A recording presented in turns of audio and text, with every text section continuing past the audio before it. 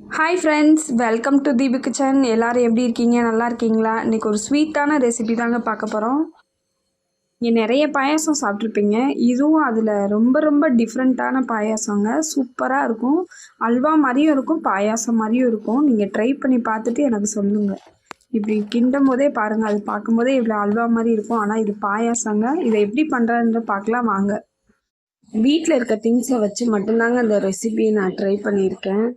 இதுக்கு தேவையான பொருட்கள் என்னென்னன்றதை பார்த்துடலாம் வாங்க. பச்சரிசி ஒரு கைப்பிடி அளவு, பாதாம் பார்த்தீங்கன்னா ஒரு 10 பாதாம், முந்திரி 7 முந்திரி எடுத்துருக்கேங்க.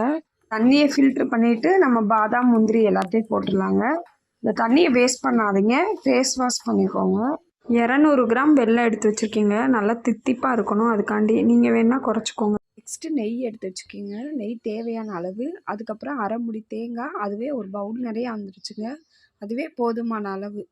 எடுத்து வச்சு அரிசி, பாதாம், முந்திரி, தேங்காய் எல்லாத்தையும் மிக்சியில் போட்டு நம்ம நல்லா பேஸ்ட் பண்ணணுங்க. ரொம்ப வலுவலுன்னு அரைக்கக்கூடாது. ஹெல்த்தியாக பண்ணணும்னு பித்தளை பாத்திரம் எடுத்து வச்சுருக்கேங்க. அதில் அரை டம்ளர் தண்ணி ஊற்றிருக்கேன். தண்ணி பாருங்கள் நல்லாவே கொதிக்க ஆரம்பிச்சிருச்சு.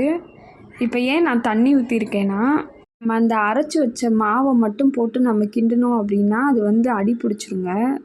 நம்ம இந்த மாதிரி தண்ணி ஊற்றி பண்ணும்போது அது அடி பிடிக்காது. இப்போ நம்ம அரைச்சி வச்சதை ஊற்றியாச்சு. இப்போ நம்ம அதை கிண்டுறதாங்க ப்ராசஸ்ஸு. தண்ணி நீங்கள் வேணுன்ற அளவு ஊற்றிக்கோங்க. கரைச்சி வச்சு அதை எவ்வளோ வேணாலும் ஊற்றிக்கோங்க. தண்ணி ஊற்றிக்கோங்க, பிரச்சனை இல்லை. எவ்வளோ தண்ணி ஊற்றினாலும் அது கெட்டியாயிருங்க. ஏன்னா அரிசி மாவு தேங்காய் ரொம்ப திக்னஸ் கொடுக்கும். கெட்டியாகிறதுக்கு பார்த்தீங்கன்னா 15 நிமிஷம் தான் ஆகும், ரொம்ப நேரம்லாம் ஆகாதுங்க. அதனால் ரொம்ப ஈஸியாகவும் பண்ணிடலாம். ரொம்ப சிம்பிளான பாயசம், ரொம்ப ஹெல்த்தி, டேஸ்ட்டாக வேறு இருக்கும். ட்ரை பண்ணி பாருங்கள், கண்டிப்பாக ட்ரை பண்ணுங்கள். நான் நிறைய டைம் ட்ரை பண்ணியிருக்கேன், அதனால தான் உங்கள்கிட்ட ஷேர் பண்ணுறேன். இப்படி கையை எடுக்காமல் நம்ம கிண்டிக்கிட்டே இருக்கணும். சிம்மில் தான் இருக்கணும், பார்த்துக்கோங்க. நீங்கள் வச்சுட்டு எங்கேயும் போனீங்கன்னா அது அடி பிடிச்சிரும். அதனால் அந்த தவறை மட்டும் செய்யவே செய்யாதீங்க. ஓரளவுக்கு கொதிச்சிருச்சு. நம்ம எடுத்து வச்ச வெல்லத்தை அதில் கொட்டிடலாங்க. 1 கப் வெல்லம் இருக்குங்க. நீங்கள் உங்களுக்கு தேவையான அளவு போட்டுக்கோங்க. சுகர் கம்மியாக இருந்தால் இன்னும் கொஞ்சம் குறைச்சிக்கோங்க. இது நல்லா தித்திப்பாகவே இருந்துச்சு வெல்லம். 1 கைப்பிடி அரிசி அளவுக்கே நம்ம ஒரு 5, 6 பேர் சாப்பிட்லாங்க. அந்த பாயாசம் 6 டம்ளர் வரும். அதனால் அரிசி நீங்கள் பார்த்தே போட்டுக்கோங்க. ரொம்ப போட்டுட்டிங்கன்னா ரொம்ப அரிசி நிறைய வந்துடும். நல்லா கம்மியாகவே போட்டுக்கோங்க. 1 கைப்பிடி அளவே போதும் ஒரு 6 பேர்த்துக்கு. இப்போ கிண்ட பாருங்கள் நல்லா திக்னஸ் ஆயிடுச்சு. தேங்காயும் நல்லா மிதக்குது. அதனால தாங்க நான் ரொம்ப அது அரைக்க வேணான்னு சொன்னேன். இப்போ பாருங்கள் நல்லாவே கெட்டி ஆயிடுச்சு. நம்ம கேஸ் ஸ்டவ்வை ஆஃப் பண்ணிடலாங்க. ஆஃப் பண்ணிவிட்டு இப்போ தேவையான அளவு நெய் ஊற்றி நம்ம இறக்கிடலாங்க. அவ்வளோதாங்க, நம்ம ஸ்வீட்டான பாயாசம் ரெடி ஆயிடுச்சு. அல்வாவும் ரெடி ஆயிடுச்சுங்க.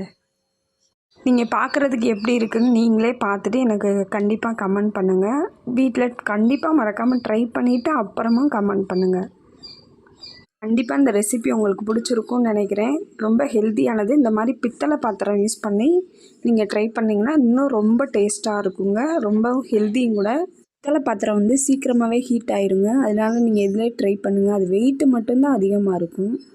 இந்த ரெசிபி உங்களுக்கு பிடிச்சிருக்கும்னு நினைக்கிறேன். மறக்காமல் லைக் பண்ணுங்கள், கமெண்ட் பண்ணுங்கள், ஷேர் பண்ணுங்கள். மறக்காமல் தீபு கிச்சனை சப்ஸ்கிரைப் பண்ணுங்கள். Thank you to all.